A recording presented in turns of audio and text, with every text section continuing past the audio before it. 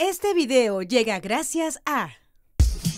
Solo en septiembre, lleva tu préstamo a rebajatucuentas.com y tendrás mejores cuotas de las que estás pagando ahora. Llegó el momento del verdadero cambio. Gracias a Samsung. Hemos recibido al señor ministro de Salud, doctor César Vázquez, puesto que hoy es el Día de la Salud con motivo del fallecimiento de Daniel Alcides Carrión, un día como hoy, 4 de octubre de 1888. 5 de octubre de 1888, hace 145 años, 135 años, si es que mi cálculo es exacto. Un día como hoy también fue fundado el Ministerio de Salud con motivo del aniversario de la muerte de Carrión en 1935. De manera que estamos a 88 años de ese ministerio 80. Y para no hablar de las cosas del pasado, enfrentamos una situación que requiere un ministro superactivo. Se ha encontrado usted con 5.000 millones de soles paralizados y con 57 obras del centro de salud paralizadas. Señor Vázquez, feliz día para usted. Transmita nuestro saludo más sincero a sus colegas a lo largo de todo el país. Sabemos el trabajo sacrificado que hacen y las dificultades que hayan para hacerlo. Pero yo quisiera que nos explique qué es lo que ha podido lograr ya y qué compromisos adopta usted para mantener el honor de la medicina peruana. Sí, muchas gracias, don Fernando. Muchas gracias, Mávila. Buenos días. Buenos días y un saludo a todo el Perú, de manera especial a los médicos peruanos que hoy celebramos nuestro día en honor al sacrificio de Daniel Alcides Carrión. Bueno, hemos recibido un sector sumamente complicado, conscientes de esta cruda realidad, porque venimos de trabajar en el sector 23 años en todos los niveles de atención. He tenido la oportunidad de trabajar en un puesto de salud 1-1, en el más básico de todos, por varios años, y he ido ascendiendo en 1-2, en 1-3, en 1-4. He sido gerente de microred, de red, de director de direcciones de hospitales, también he estado a cargo en nivel 2 y 3.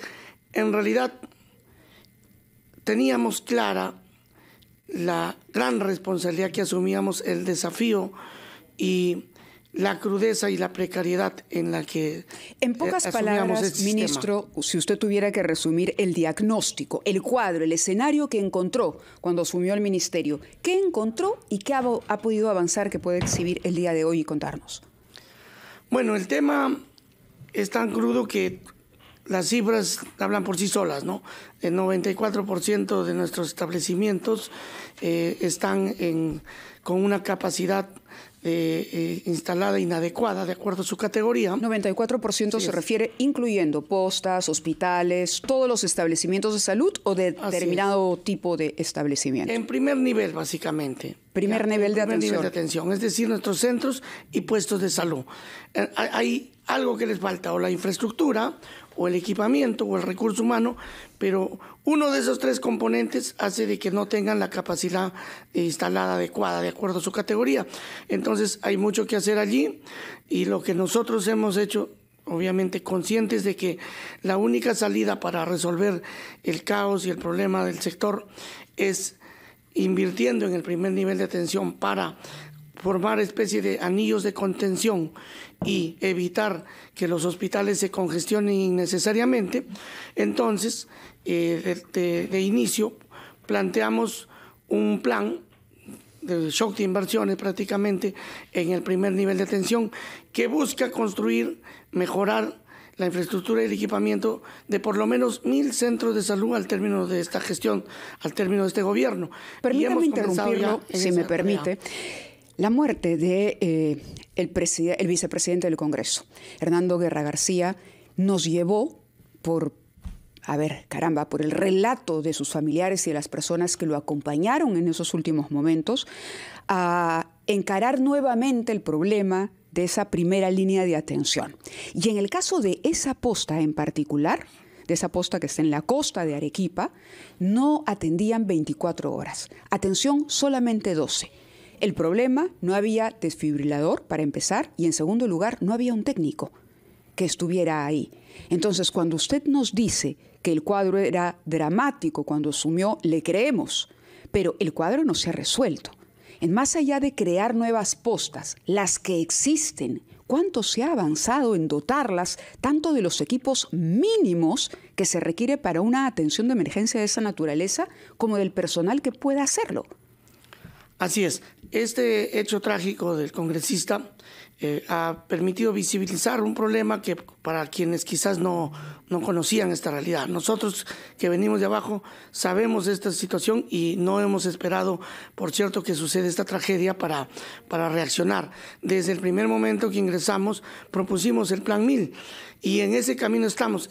Es más, en los próximos días se debe estar aprobando en el Congreso un proyecto de ley que el Ejecutivo ha hecho a propuesta obviamente de nuestro sector, donde ya comenzamos con el Plan 1000, vamos a invertir en la construcción en este año de 25 establecimientos de salud a nivel de gobiernos locales y 25 a nivel de gobiernos regionales. Y hemos comenzado una tarea de recolección de expedientes en coordinación con las municipalidades para que ellos puedan ayudarnos, comunidades ejecutoras, a avanzar en esa tarea. Si lo hacemos nosotros desde el gobierno central, como algunos plantean, esa tarea va a durar muchos años. Pero como tenemos casi 1.800 municipalidades que sí pueden hacer sus expedientes técnicos con asistencia técnica nuestra, entonces vamos a trabajar simultáneamente en la solución de este problema y vamos a avanzar mucho más. Bueno, ojalá que tenemos. Por otra parte, usted ha hallado, según lo que ha dicho, que hay 57 obras con presupuesto, con expediente técnico y lanzadas, paralizadas.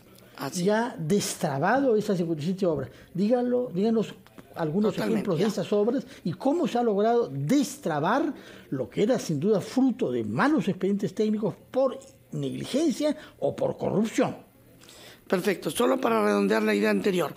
102 expedientes ya tenemos presentados en estos 100 días por los municipios y ya está encaminándose su financiamiento y ojalá sigamos en esa tarea. Con respecto a las obras paralizadas, la gran mayoría de estas 57 son obras que estaban a cargo de los gobiernos regionales, 44. Y son obras de mediana y gran complejidad, no son obras pequeñas. Es decir, muy poco se paralizan las obras de centros y puestos de salud de baja complejidad. Los que tienen problemas son los que son de mayor capacidad resolutiva, 1-4, 2-1-3, que son los hospitales. Cuéntenos algunos ejemplos, por favor. ¿Qué ciudades de nuestro país se ven perjudicadas por esta incompetencia? De estas 57 obras que encontramos paralizadas al inicio de este año, que representan cerca de 4.900 millones de soles que están ahí presupuestados, pero sin moverse, como se dice. Esto se ha dado por expedientes mal hechos, por empresas proveedoras que ganaron las licitaciones irresponsables, otras sin liquidez, que terminaron abandonando las obras. Y ahí están, años paralizadas. ¿Qué hemos hecho nosotros? Con indicación, obviamente, de este gobierno, es comenzar un proceso de destrave y a este momento, al 30 de septiembre último, tenemos el 100% de estas obras destrabadas. Las 57. Así es, las 57 obras con una hoja de ruta clara. ¿Qué significa eso? Según el nivel donde se quedó paralizada, hay que hacer primero un estudio previo de cómo lo encontramos. Segundo, hay que hacer una convocatoria para la elaboración del expediente, para el saldo de obra. Luego, teniendo un ganador, se hace el expediente del saldo de obra.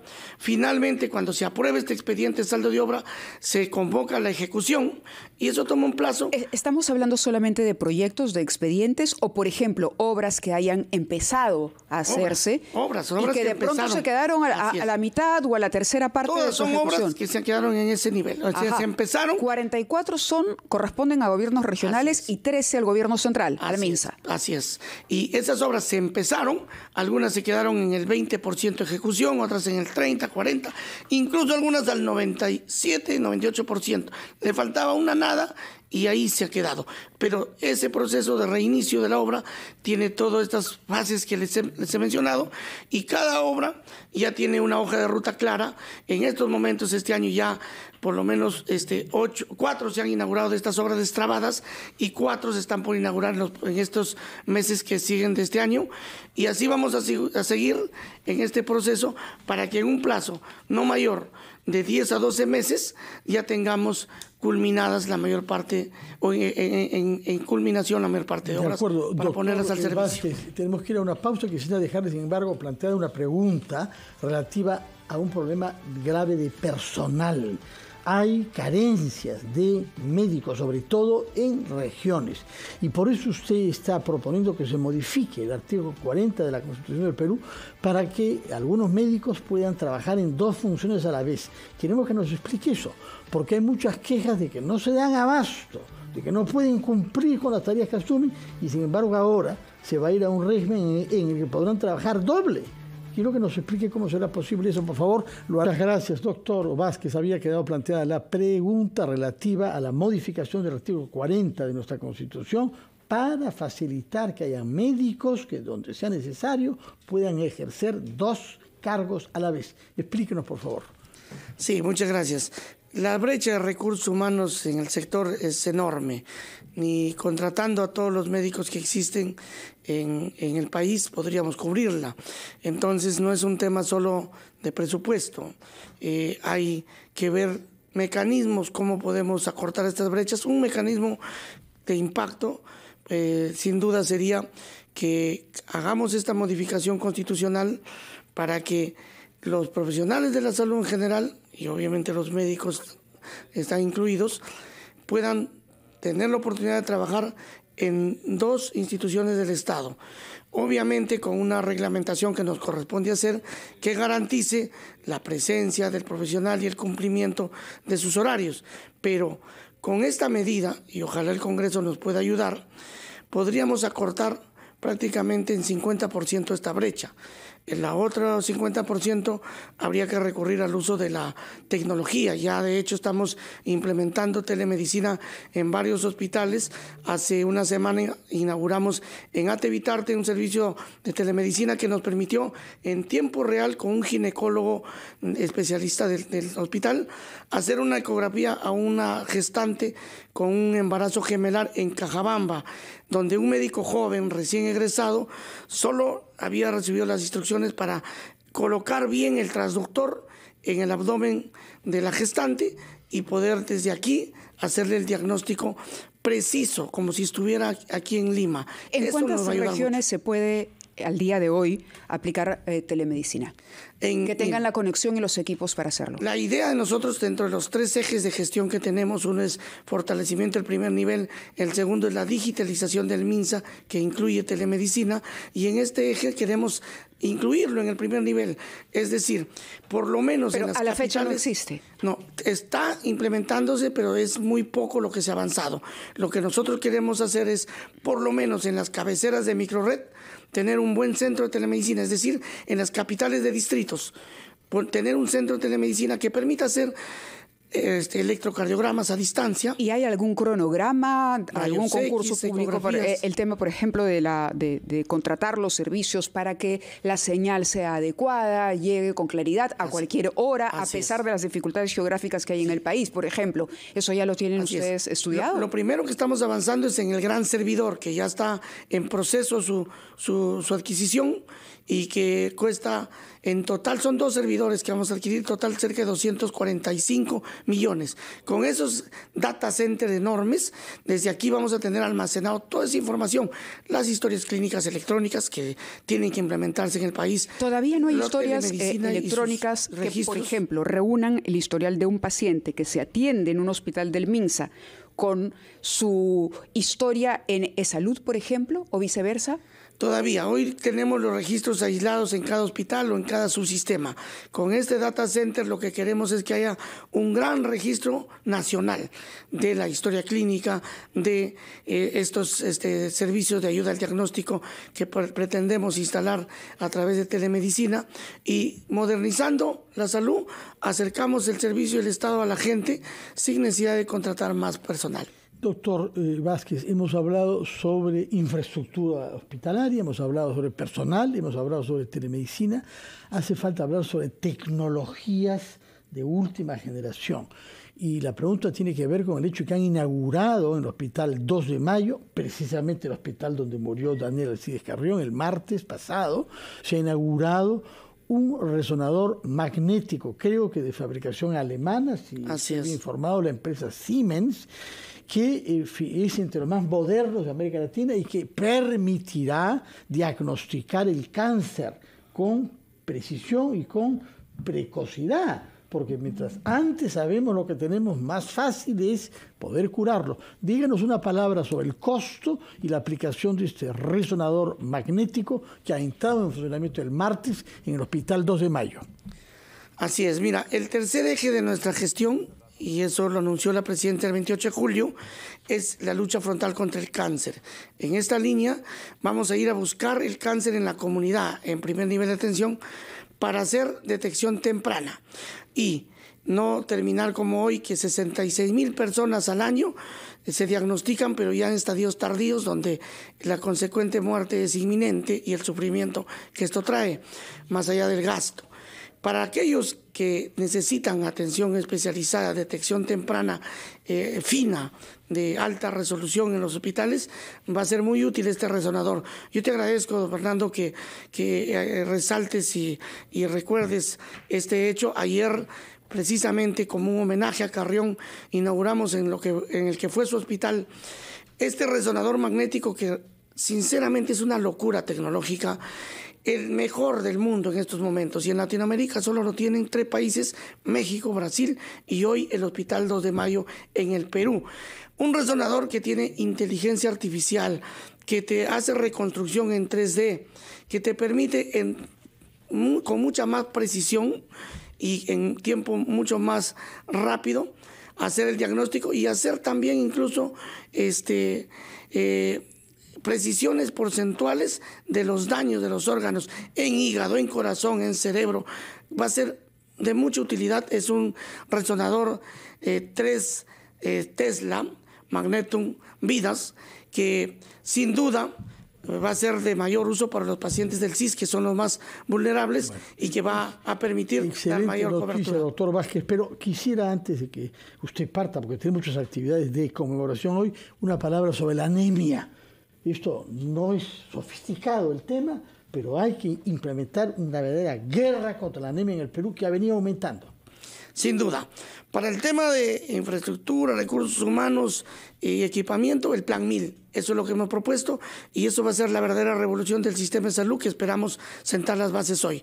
El tema de la anemia, que es un problema, un flagelo sanitario y social crónico en nuestro país, hemos propuesto el programa Niños de Hierro, y ya tenemos un presupuesto aprobado para este año que, como estamos en etapa de preparación, de capacitación para instalar el programa en todos nuestros niveles de gobierno, solo es 38 millones, pero para el próximo año tenemos mucho más presupuesto para implementar este programa, que va no solo por el suplemento de hierro y el seguimiento a nuestros niños, que es fundamental, ¿no?, sino realmente por el trabajo articulado con otros sectores, como el MIDIS, por ejemplo, los programas sociales, que nos está ayudando mucho, por cierto. El tema de la focalización es muy, muy importante. Fundamental. Le agradecemos. Y también, ministro, saneamiento básico en vivienda, que va a orientar sus inversiones, porque este es un tema política de Estado del gobierno, va a orientar sus inversiones